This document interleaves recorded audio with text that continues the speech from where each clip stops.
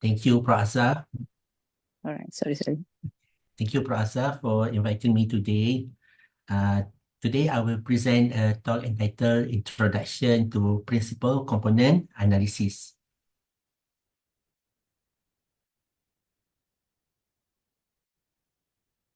I've divided my presentation into three main parts. First, an overview of multivariate data analysis. Then I will focus on principal component analysis. Lastly, case study.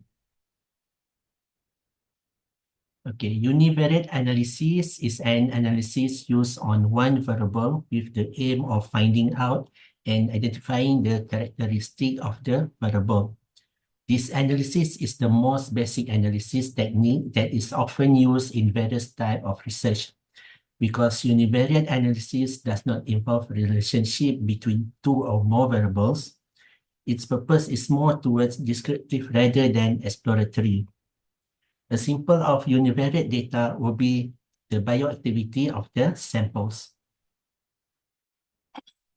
Okay, what is multivariate data analysis? Multivariate data analysis is a statistical methodology to analyze data with measurements on many variables. It may also mean solving problems where more than one dependent variable is analyzed simultaneously with other variables. In data analytics, we look at different variables or factors and how they might impact certain situations or outcomes. When dealing with data that contains more than two variables, you will use multivariate analysis. Okay, why we use multivariate data analysis? We use multivariate data analysis when we need to measure many things, many variables, many properties of the system and processes. Hence, data collected are multivariate with multiple variables measured on multiple samples or at multiple time points. Data table is not enough. The data must be analyzed comprehensively. This type of analysis is almost always performed with software such as SPSS, SIMCA, or MATLAB. In this lecture, I will show you data analysis using SIMCA software. Okay, this figure shows the starting point for PCA is a matrix of data with n rows and k column, n's observation, k variables. The observation can be analytical samples, chemical compounds or reaction, and so on. In order to characterize the properties of the observation, one measures variables. This variable may be of spectral origin, such as NMR, IR, UV, X-ray, or chromatographic origin, or they may be measurement from sensors in a process. Okay, this is an example of observation and spectroscopic variation. Each sample spectrum is one observation. Each data point in the spectrum will represent one variable. So here we have many variables. MVDA provides tool for three basic types of data analytical problem, namely data overview, classification, and discrimination and regression modeling. In the overview stage, PCA is used and no distinction is made either between group of observation or between categories of variables. PCA is also used at a later stage to make separate models of defined classes with the aim of predicting class membership of additional observation, not previously considered in the data analysis. In order to link two blocks of variables, often referred to as X and Y, to each other, PLS is an appropriate method. PLS make it possible to connect many X and many Y at the same time, thus enabling response profile of the observation to be modeled and predicted. This table shows the difference between unsupervised and supervised analysis. Unsupervised analysis is a type of machine learning algorithm that draws inference from input data set without corresponding label response. So here you just have a set data value, only X, and you need to search for trends within this data set. Unsupervised learning can further be divided into clustering, density estimation, and dimensionality reduction. In clustering, the goal is to find cluster or groups of similar examples within the data. Density estimation has to do with identifying groups of data within the original data set that belong to the same density distribution.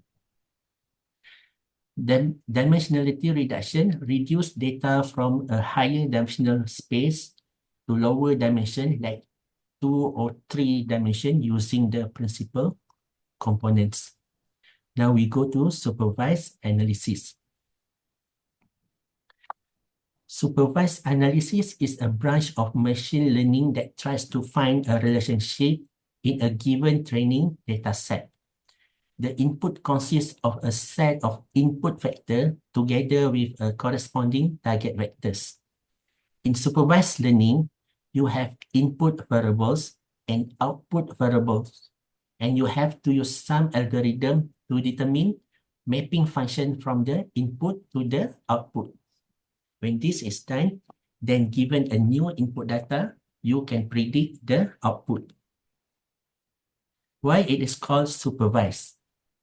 It is called supervised analysis because the training data set is considered supervisory. That is, supervise the algorithm or controls the learning process. So if the algorithm makes a wrong prediction, the training data set correct it. So the process is learning from the training or supervisory data set. Supervised learning is divided into two categories: classification and regression. In classification, the objective is to assign each input vector to one of a given number of discrete categories. In the case of regression, the objective is to find the relationship among the input variables. Regression analysis help in understanding how the dependent variable change with respect to the independent variables. Okay, now we move on to principal component analysis. PCA is a statistical procedure that uses an orthogonal transformation to convert a set of observations of possibly correlated variables into a set of value of linearly uncorrelated variable called principal components. PCA is one of the most important dimensionality reduction technique that is available out there. So what is dimensionality reduction? Okay. Let's assume you have a huge table of data. This data table is made up of multiple samples in rows and variables in columns. The variable is called the X variable. This one. X can be, for example, the chemical shift of NMR. Because there are so many variables, it is not reasonably possible to understand the relationship between each different variable by drawing typical correlation plots. So we want to make this table into a smaller one while still keeping as much information as possible. So dimensionality reduction technique, what they do is that they reduce the number of columns into 2 dimensions like this. For this to happen, there are many linear algebra involved. Okay, let's say we need to take a picture of the UPM moss. The question would be, where should we take the picture from? At which angle give the best representation of the UPM moss?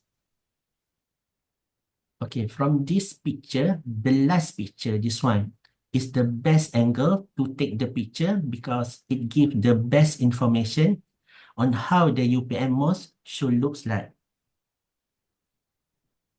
This is what dimensionality reduction is. It's taking a picture of your data and trying to keep as much as interesting information from your original data in your picture.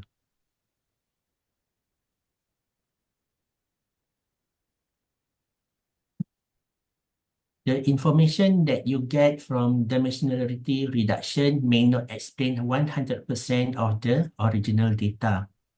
This is because some variables measured from our instrument are noise. In order to reveal what is the hidden information, the PCA model in matrix X is constructed by characterizing the most important variation of the data and eliminating the unstructured variation or the error. The fit of the model is measured by the percentage of explained variables. The bigger the percentage means the closer the model is to the original data. Otherwise, for poor explained variable, we can say that the data table is mostly consists of noise. The first principal component or PC1. What you see here is X, Y, Z axis that represent variable. The red point are samples in the variable space. The whole data table constitutes a swarm of points in the variable space. Our goal in the PCA is to find the structure of this swarm. For this, the principal component axis D1 are rotated along the axis to find the best angle having maximum variation, and the objects are projected into D1. This gives the total variance, for example, 53% explained by D1. Now, D1 is rotated at a 90-degree angle to a new PC called D2 to explain the remaining variance. For example, for PC2, the explained variance is 70%. Okay, if you compare both PC, we see that the red object from PC1 are more spaced out the red object from PC2. This is why you see that the explained variance is larger than in PC2. PCA always try to find the maximum variance in the first component and find other PC to explain more variance. In this example, the first two PC explain 70% of the original data by combining PC1 and PC2. 53 plus 70%, then you will get 70%. The remaining of 30% does not contribute to the projection. Okay, how to interpret score plot? Score plot is a map of all samples. It shows grouping, pattern, and outlier. Distance between sample means difference. Sample 1, 4, 7 are similar, and they are different from sample 8, 9, 10, and 2, 3, 6. Close to the center means average sample, mean that sample 5 is a typical sample.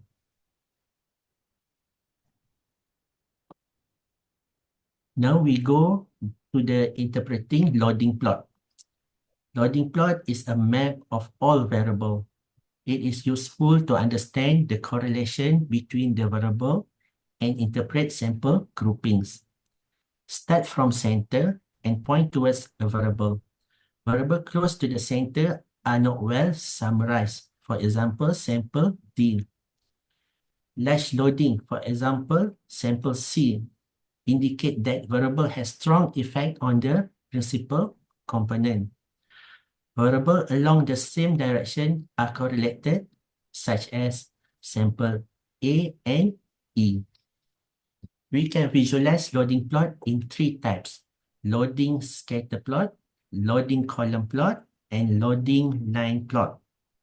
The loading plot I show you just now is loading scatter plot. This is scatter loading scatter plot. I will show you later the example of loading line and column plot in case study. Okay, interpreting score and loading plot.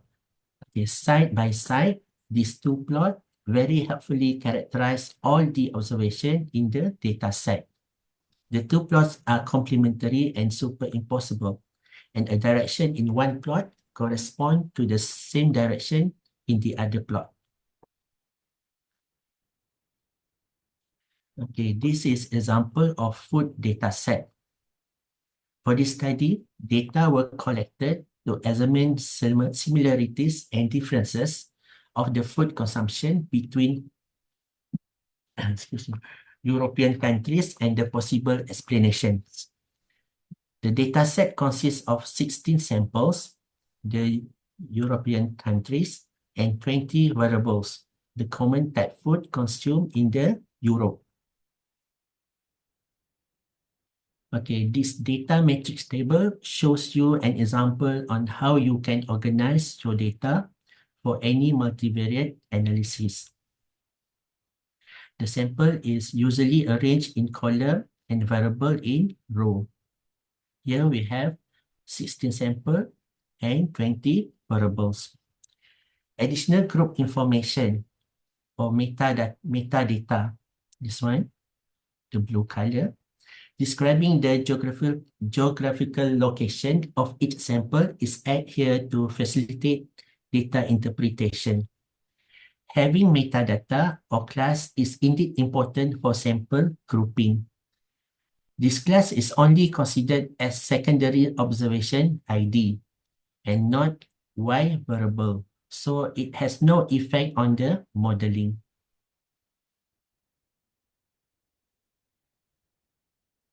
Okay, model evaluation.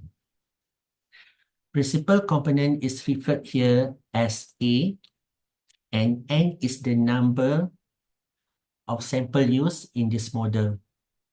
The number of PC that is taken into account to create the model was 3. The best fit or R2X cumulative indicates that 3 PCs explain a total of 64.8% of the variance. The remaining of 35.2% does not contribute to the projection. The first PC always explain the largest variant, and as you have more PC, this value decrease. Okay.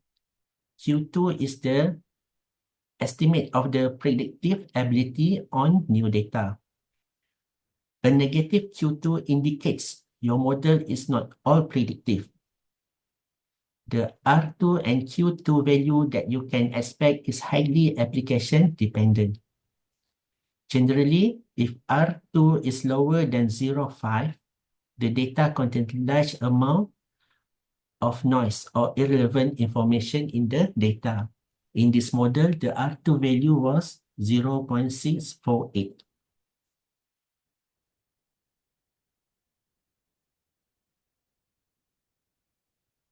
There are 16 points representing 16 countries here.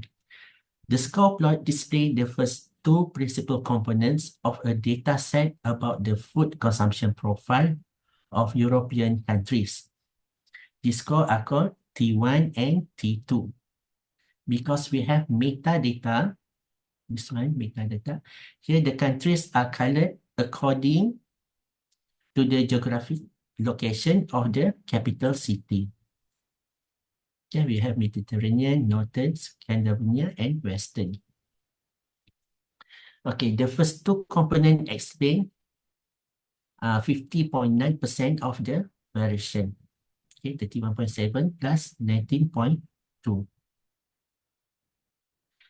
Countries close to each other have similar food consumption profile, whereas those far from each other are dissimilar. For example, Scandinavia are located together in upper right corner, These nations have similarity in food consumption. Belgium and Germany are close to the center of the plot, and this indicates they have average properties. There is no clear separation between Northern and Western Europe. The Mediterranean region are located together in the bottom left corner. The geographical location seem to influence the food consumption pattern, especially between the Scandinavia and Mediterranean.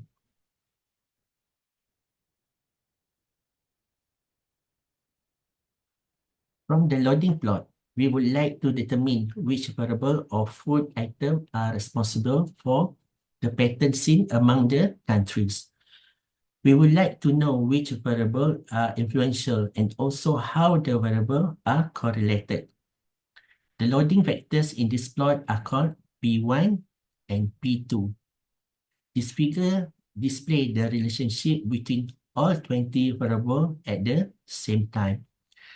Variables contributing similar information are grouped together. That is, they are correlated. The distance to the origin also conveys information. The further away from the plot origin a variable lies, the stronger the impact the variable has on the model. Okay, I have included the score plot here to help you see which variable in the loading plot relates to the sample located in the same direction. Okay. The corresponding loading plot shows garlic and olive oil in one discriminating group of variable. These two provisions are often consumed in the Mediterranean countries. Okay. Crisp bread, frozen fish, and frozen vegetable are eaten extensively in the Scandinavian countries, while the Western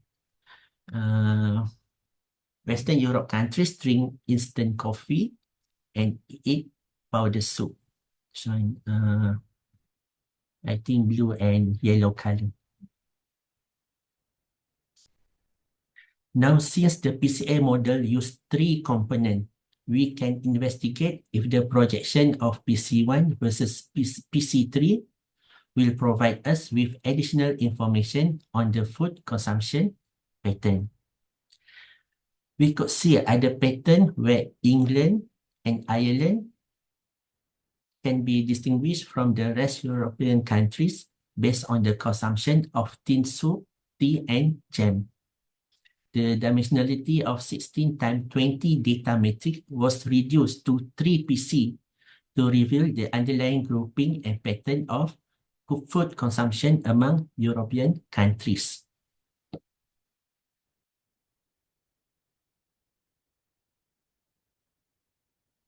Okay, what is an outlier? Outlier is sample which deviates from the other samples in a model and may not belong to the same population as the other majority. Simca software draws the tolerance ellipse 95% confidence limit based on Hoteling's T2. Samples situated outside the ellipse are potential outliers, which may disturb the model.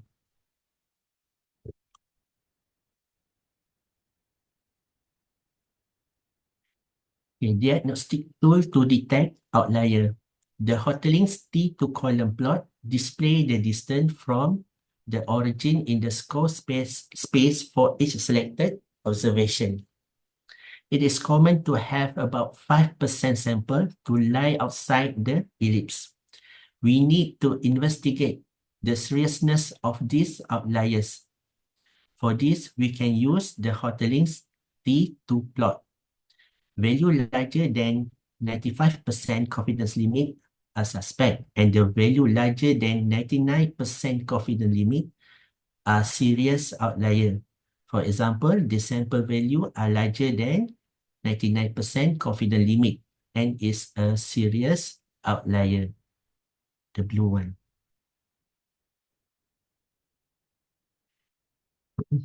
In this example, are sample 3 and 4 outliers. Okay, this sample lie just outside the ellipse.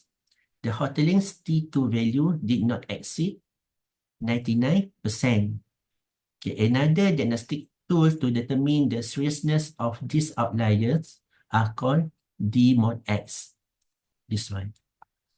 D mod X is an acronym of distance to the model in the X data and indicates how well an observation fits the PCA model. Sample with a D mod X larger than the D critical level, red dot lines, are outliers. If the D mod X is twice the D critical value, they are strong outlier.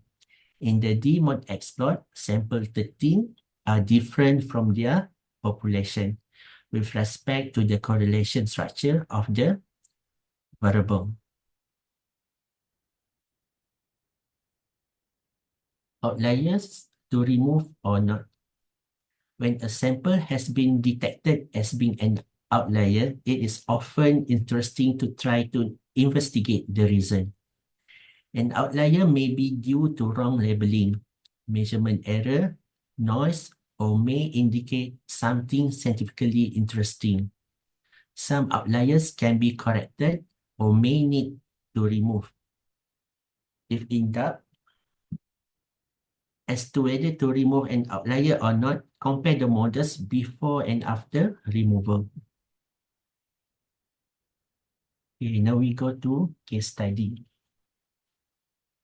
Okay, this paper describes the differentiation of non-infected and G. boninens infected oil palm roots at 14 and 30 days post-infection using GCMS-based metabolomics. This combination has provided a rapid approach in investigating the change in the metabolites variation of non-infected and infected oil palm roots at 14 and 30 days post-infection. Okay, this table shows the metabolite identified in healthy and infected root at 14 dpi, and this for 30 dpi. Okay, PCA was applied to understand the clustering features of the non-infected and infected samples and the metabolites contributing to the variability with the first two principal components explaining 79.2%. The score plot shows two clear separated clusters identified by PC1 without any notable outliers.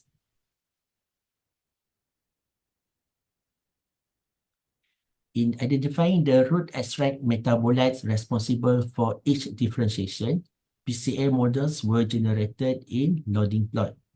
As we can see here, metabolites on the right side were found more abundant in infected samples, whereas metabolites on the left side were found higher in infected samples. Okay, now we go to the case study number 2. Okay, this will describe the differentiation of non-infected and G. boninens infected leaf using NMR-based metabolomics and PCA. Okay, this spectra shows the proton NMR spectra of oil palm leaf, whereas this table shows the identified metabolites in healthy and infected sample at 14 dpi. Okay, identification of metabolite variation of healthy and G. boninens infected oil palm leaf was done by principal component analysis. PCA was used to cluster the features of the samples and analyze the metabolite that contribute to the variation. Healthy and G. boninens infected oil palm leaf at 14-day post-infection could be discriminated clearly as shown in this figure. The first two principal components, PC1, this PC1, PC2, cumulative account for 87.5% of the total variation. Okay, this one, 74.4% plus 13.1%. Separation of the healthy and G. boninens infected oil palm leaf in score plots was achieved by combining PC1 and PC2. Okay, from the loading plot, the level of xylose, alpha glucose, gallic acid, and N-acetylcysteine were more abundant in healthy leaf, whereas this metabolite level were higher in infected leaf. Okay, case study 3. The study described the metabolite profiling of Chokgojang fermented soybean paste during fermentation by GCMS and PCA. Okay, a total of 20 amino acid, 12 organic acid, and 9 fatty acid were found as targeted metabolite in Chokgojang. Okay, as shown in this figure, the Chokgojang sample taken at different fermentation time were clearly distinguished in the score plot generated by combining PC1 and PC2. The Chokgojang sample could be separated according to their fermentation period, mainly in the score of PC1. This one. Referring to column loading plot. Okay, this is a column loading plot. The major metabolite contributing to the PC1 dimension were these metabolite.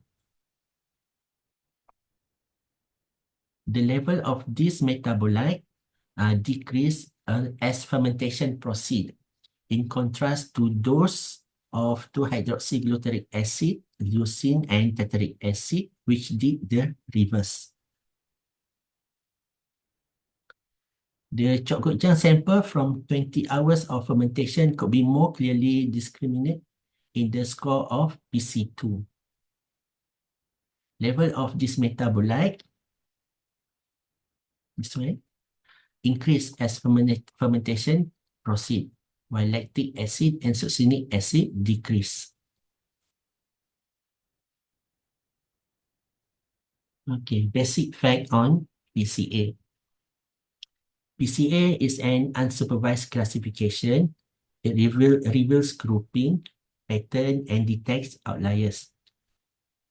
It is an orthogonal projection of a data which reduces the dimensionality of a complex data set to find the underlying structure in large data set. This is done by linear transformation of a large set of variable into a smaller set of new uncorrelated variable called principal component in such a way that the variance of the data in the low dimensional representation is maximized, thus preserving as much information from the large set as possible. Now, PCA is a powerful visualization tool and exploratory tool capable of providing an overview of complex data and uncover the relationship between samples and variable and among the variables simultaneously. Okay. The first PC describes the MOS variant. As you go from PC1 to the final PC, the amount of variance explained decrease. PCA used two graphical tools. Score plot shows the map of samples, and loading plot shows the map of variable. In score plot, distance between sample means difference. Those close to center or origin indicates they have the average properties. Those outside the 95% ellipse limit is a potential outliers. Samples far from its population may also be an outlier. Serious outlier may disturb model, determine what need to be done by investigating the Hotelling T2 and DMOD exploits. The score and loading plots complement each other. The position of samples in a given direction in a score plot is influenced by variable lying in the same direction in the loading plot. Variable with large loading value or far away from the center are most important in explaining the sample. Okay. Kita ada masa lagi ya, Prof? Ada. Ada. Okay, I will present my previous project, my first project waktu masuk UPM dulu lah. So the title is Metabolite Profiling of Andrographis Paniculata using FTNMR spectroscopy for quality assessment. Okay, I skip the introduction. So, skip. Okay, this is Andrographis paniculata or hempedu bumi. We call this plant hempedu bumi. Okay, it possesses antimicrobial, anti-malarial, anti-HIV agent, and anti against various effect of snake bites properties. Okay, the main bioactive constituent is andrographite, deoxyandrographite, and neoandrographite. Okay, these three compound yang menyebabkan rasa pahit pada daun ni. Kalau siapa yang pernah cuba minum air rebusan daun ni, memang dia ada rasa pahit lah. Rasa pahit tu adalah disebabkan daripada tiga compound ni. Andrographite ni adalah major compound dalam mempedu bumi. So the objective of this project to assess the potential of using NMR in combination with chemometric analysis in differentiating the qualities of A. paniculata. Second, to determine the best harvesting age and time of A. paniculata. Okay, this is the methodology. Okay, sample collection. We have three types, Harapex from UPM. Then we have Negeri Sembilan and Kelantan. So this is the accession number 11265, 11248, and 11341. Okay, we plant it in IBS. Okay, this is me. Okay, we harvest the plant at 120, 150, and 180 days after transplanting.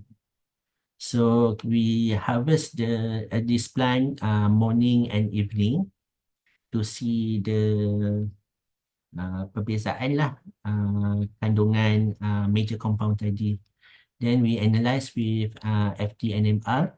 Then analyze apa ni, kita guna multivariate data analysis untuk apa ni lah, untuk analyze data kita. Okay, this is the FTNMR spectra. Okay, this overlay of spectra. Okay, P accession, H accession, and T accession. So this is the pure compound, deoxyandrographite, neoandrographite, and andrographite.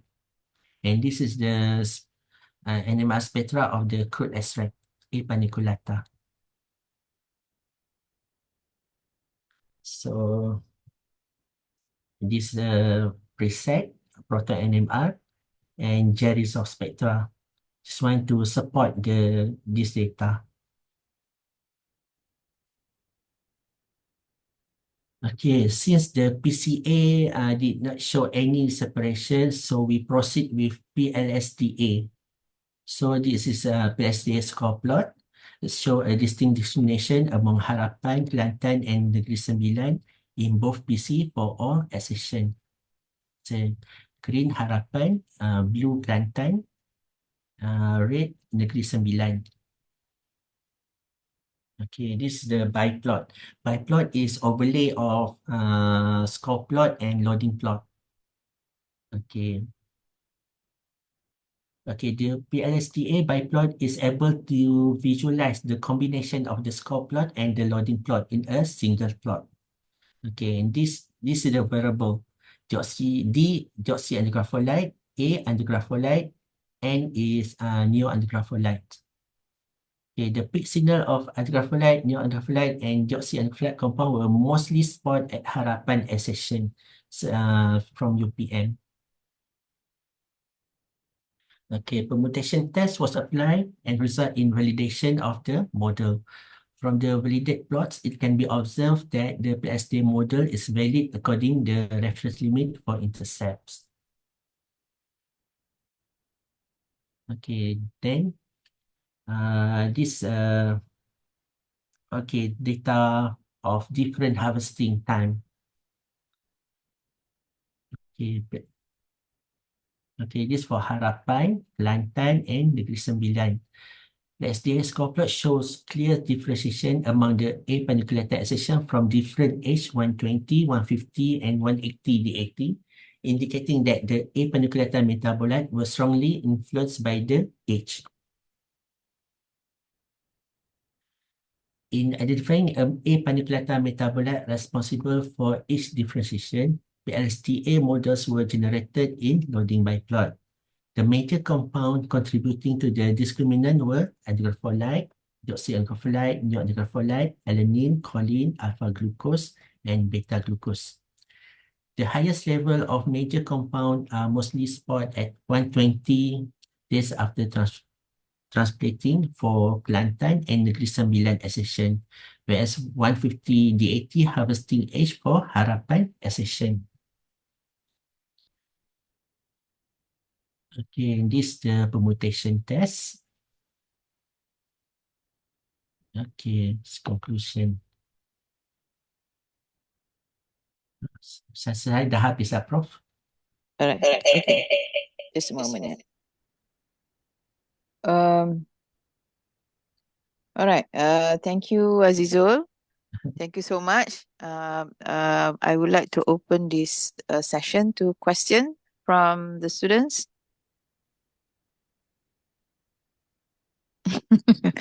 Okay, Azizul. I mean, apart from Simca, is there any other software that we can use to run this PCA? MATLAB. MATLAB, yeah. MATLAB.